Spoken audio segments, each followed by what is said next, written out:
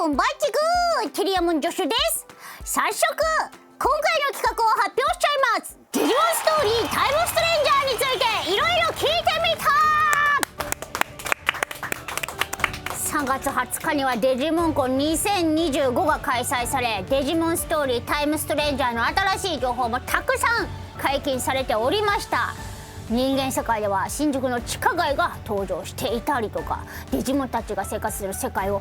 歩き回れるなんていう、そのデジタルワールドのところもちょっとだけ紹介されていたりしましたよね。新しいやつ勝手に考察してたのを皆さんも一緒に考察してくださって、本当にこの作品の期待度が高いということが分かってきました。主人公やヒロインの名前、これさ、もうね、担当者来るから僕言うよ、ちゃんと言うよ。結城よりも全然相川義雄の方がいいって言うよ。ということでデジモンコン2025から1ヶ月も経ったんだな。今なら新たな情報も聞き出せるのではないかと。今こそデジモン公式アンバサダーの僕が一腹脱ぐ時ではないかと。もう脱いでるとこは脱いでるんだけどなと思い、こちらの方に来ていただきました。皆さんこんにちは。デジモンストーリータイムストレンジャーのプロデュースを担当しておりますマネーネモカエンターテインメントの原と申します。本日はよろしくお願いします。イエイ、原さん。なんとプロデューサーの原さんに来ていただきました。これはいっぱい聞き出せる予感。ちなみに相川義雄という名前を知っているかね、君は。もちろん、はい、拝見しておりましたいや、もう素晴らしい考察をされるなと。いや、僕もしまったなと、こっちだったかと。名前そうでしょう。絶対義雄の方がかっこよくない？そうですね。ちょっと今から持ち帰って検討しますなんて軽い人なんだ、今までで一番軽い人だぞこれ大丈夫かいや、でも本当一人で僕見てましたけど、はい、めっちゃ笑ってましたね、途中までこうね、いい具合にこう、これはもしかしたらこう的を射たことを言ってるんじゃないかみたいな流れがあった後のオチが相川義雄っていうのをでも義雄と愛は本当にいいな。てかゲーム作る前に僕に相談してよそうですね。何にも教えてくれないからさ、ちょっと言いたいこといっぱい言っちゃって本当にありがとうございます。でもこちらこそありがとうございます。はい、ということで早速なんですけど、デジモンストーリータイムストレンジャー、こちらについてあんなことやこんなこと聞いていってしまおうと思います。テリアモン助手研究室。インタビューを始める前にデジモンストーリータイムストレンジャーがどんなゲームなのかをご紹介していきたいと思います。デジモンストーリータイムストレンジャーは前作デジモンストーリーサイバースルースから、なんと10年ぶり待望の新作となっております。そんな前作を大幅に上回る多種多様なデジモンの収集育成や世界崩壊の謎を追う中で、人間世界とデジタルワールドをまたいで冒険が楽しめる王道の RPG となっております。僕王道大好き。あらすじも紹介するね。物語の舞台は日本東京。超常現象の調査解決を専門とした秘密組織アダマスのエージェントである主人公は、政府によって封鎖された新宿で未知の生物デジモンと出会い、調査を進める中で謎の爆発に巻き込まれてしまう。気がつくと世界は8年前に戻っていた。あらすじだけでもすごく引きが強いでしょう、原さん。ありがとうございます。すごく楽しそう。これ爆発があるっていうのがあそこのティザーの最初のところで合ってるのかい？はい、そうですね。あそこもう言ってくれるんだ。はいもう見ての通り爆発でございます。質問始まってるんですね、これもうなるほどさらっと回答しましたけど、デジモンアンバサダーだからすごくこう人の気持ちを聞き出すのがうまいんですよ。そうですね。ちょっとそうなんか質問っていうとかしこまっちゃうでしょ、はい、でもこうやって雑談みたいな感じだとするって言ってくれるっていう、こういう手法なんだよ。爆発って言っちゃいましたね言ってましたね。そういう形で僕は好きあらばこう聞き出すことをしていくからね注意してね。気をつけます。ちょっとやばかったらカットしてねそれでは早速質問していきたいと思います。まずビジュアルについて。これまでの映像を見るだけでもグラフィックの進化を感じるんですけれども、特にこだわった部分とかってどこですか？はい、そうですね。グラフィックで言うと、今回、デジタルワールドで言うと、とにかくまずやっぱこう没入感をとにかく意識しています。デジタルワールドと言われるんですけど、壮大な自然と歯車のような人工物が入り混じったような世界観表現はもちろんですし、セントラルタウンっていう街を紹介させていただきましたけれども、ここなんかは特になんですけれども、やっぱデジモンたちが本当にここに住んでいるかのような生活感の演出であったりとか、あとは冒険していく中で次どんなエリアが広がっていくんだろうとか、どんなデジモンが次は登場するんだろうみたいな、ワクワク感、冒険感、没入感みたいなところをやっぱ意識して作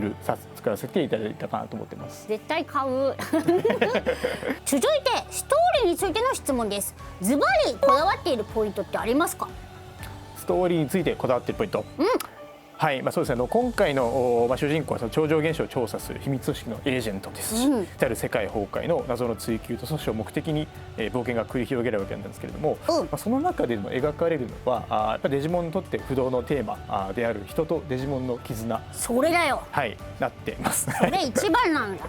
はい、特に物語の鍵を握るアイギオモンと、そのパートナーである相川ギオ、アイギオモンですね。相川ギオは主人公ですよね。そう、僕主人公の名前はギオってもうつけるから。ちなみにあれ名前さ変えられるんですか？はい、なるほど。はい、今回名前は一応変えられるようになって。やったね。じゃあもう僕あれ開けたっていいじゃん。ごめんね、こうやってねちょっと脱線しちゃうんですけど、そうだよね、アイギオモンと、そうですね、アイギオモンと祈りの2人のが築き上げていく絆っていうのをぜひちょっと注目いただきたいですし、さらにここにオリンポス十二神たちがどう関わっていくのかみたいなところはやっぱりぜひ期待をいただきたいところではあるかなと思ってます。主人公が所属する秘密組織アダマスっていうのはどんな組織なんですか？はい、アダマス超常現象特殊捜査局アダマスになります。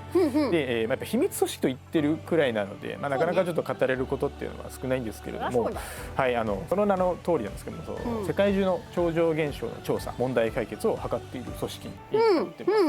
す。で、世の中にはやっぱ理論や法則では語れないものってたくさんあると思うんですけれども、はい、心霊現象ですとか、幽霊とか、はい、都市伝説とかもそうですし、テリスケさんは何かそういう経験って過去あったりしないですかね？冷蔵庫に入れてた僕のプリンが突然なくなってたことがある。それは超常現象ですね。そうでしょう。あれ誰が食べたんだろうね。ちなみに今どうでもいい話ですけれども。何？じゃあ話を元に戻すと、そうデジタルワールドイリアスについてももっと知りたいんですけども。はいはいはい、イリアスについてもっと知りたい。はい。そもそもデジタルワールドって3つあると言われてるんですよね。ロイヤルナイツが守護するデジタルワールドと呼ばれているところ、で、オリンポス十二神が守護するデジタルワールドイリアスで、いまだにちょっとこう謎というか明らかになっていない第3のデジタルワールドがあるとも言われています。なんで、前作そのサイバースルースで登場したのが、ロイヤルナイツが守護する、デジタルワールド、普通のデジタルワールドですね、と本作で登場するデジタルワールドイリアスはそれと別物であるっていうところが、基本設定としてあるかなと思っております。一つちょっとその外枠というか、大枠の設定の話だけすると、本作におけるイリアスは内戦中です。イリアスの中で、とある争いが、起きております。なんでその争いの中に、この主人公たちや、十二神たちがどう関わっていくのかみたいなところは、今後随時情報公開していければなというふうには思っております。ちなみに街の至る所にある歯車、先ほどもちょっとお話出てましたけど、どんな意味があるんですか？歯車についてはそうですね、デジモン語でも少しちょっと触れさせていただいたところであるんですけれども、ここはちょっともう少しですね、いずれどこかで語らせていただければと思ってます。温めてるんだね。了解です。僕はそういうのをちゃんと察するデジモンだからね。聞き流してやんよ。ということで、キャラクターデザインのコンセプトやイメージなどございますか？はい、そうですね、今回主人公は秘密組織のエージェントで、世界中で起きている超常現象の調査問題解決を行っているということで、いわばその隠れたヒーローみたいな存在かなと思ってます。なんでそのヒーローといったらどんな格好してるんだろうみたいなところから一個着想を得てるっていうのはあるんですけれども、もう一つ大事な意味があるというか、なぜ主人公たちがあのような格好をしているのかというのがあります。でこれに関しては今後の特に何でしょう、続報でも言うつもりはないです。ぜひこれはもうゲームを体験してみて、その目で見てほしいなというふうには思っております。でも僕はね分かってるんだよ。これスペース警察でしょ。この子らスペース警察なんだよきっと。これあれですね、最初の PV 公開された後におっしゃってましたよね。これそうだろ。はいテリアモン助手鋭いねってなったんじゃないですか。まあそうですね、その着眼点はさすがだなというかその発想はなかった。なかったないじゃあ違うんじゃん、はいじゃあ皆さんはプレイして確かめていただきたいと思います、で先ほどちょっとお話出てましたけど、オリンポス十二神、こちらどんな活躍をするかっていうのは言えます？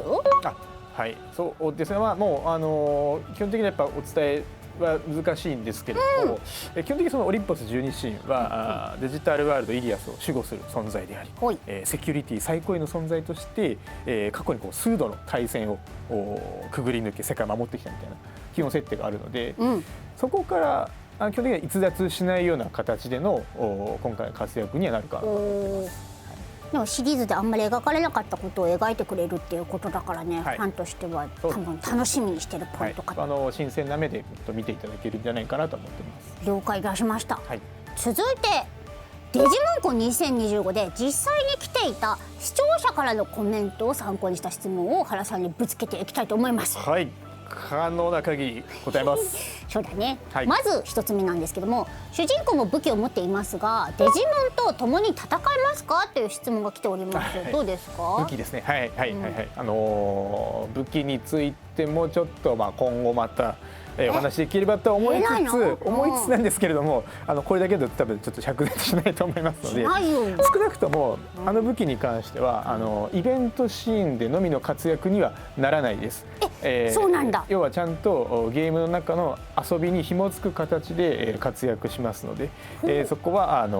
ご期待いただければなと思います。続いてなんですけれども、乗れるデジモンについてティザーの方でガルレモンとかホエーモンとかバードラモンとか乗ったりできるなっていうのがすごく好評だったと思うんですけども、他にもいるんですか？はい、います。やったーいます名前は出せない。なんかじゃあ例えばみたいなのありますか？例えばそうだな、僕が大好きなオメガモンに乗れますか？乗れます。これはファンは嬉しいよ。オメガモンに乗れるんだ。これぐらいで勘弁い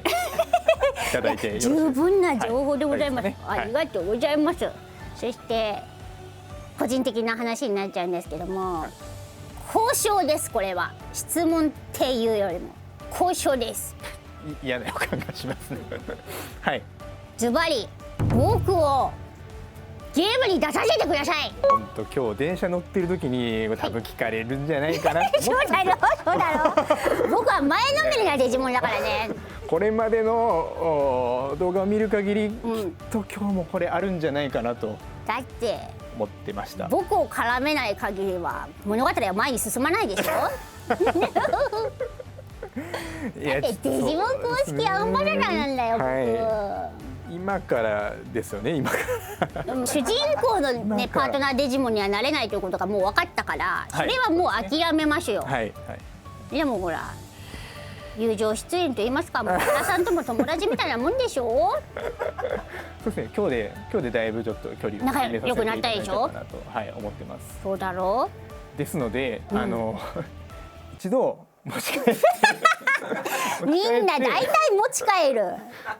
どのような形で実装ができるかどうかをちょっと検討させていただければと思っております。ちゃんと大事に持ち帰って冷蔵庫にしまっておかないでね。はい、食べられちゃうよ。プリンみたいになくなってるかもしれない。なくならないで